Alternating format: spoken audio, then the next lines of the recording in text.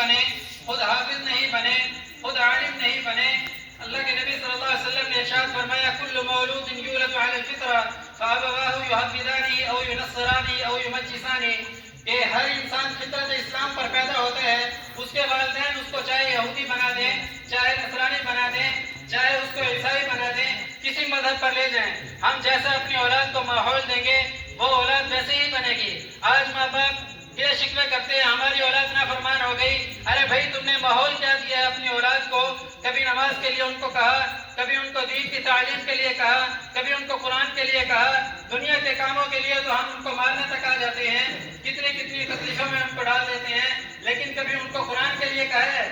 اور سب سے بڑی علمیہ کی بات یہ ہے، کسی کو تذلیل کرنا مقصود نہیں ہے، تحقیر کسی کے مقصود نہیں ہے۔ ایک مرتبہ ہم درسگاہ میں بیٹھے تھے، ایک استاد فرمانے لگے کہ ہر بندہ یہ سوچے کہ آخری بار قرآن کب کھولا تھا۔ یہ ہے رونے کی بات، ہر بندہ یہ سوچے کہ آخری بار قرآن کب کھولا تھا۔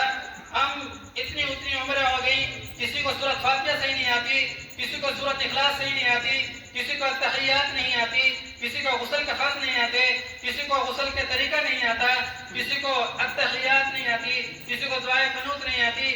یہ سیکھنے کی چیزیں ہیں، تو اس کے لیے کون عزم کرتا ہے کہ ہم اپنے بچوں کو حافظ قرآن بنائیں گے؟ اور حافظ قرآن کے والدین کے لیے فضیلت اللہ تعالی نے فرمایا، آپ علیہ السلام نے فرمایا کہ قیامت کے دن ان کو ایسا تاج پہنایا جائے گا جس کی روشنی جو سورج تمہارے گھروں میں چمکتا ہے اس سے کہیں زیادہ ہوگی۔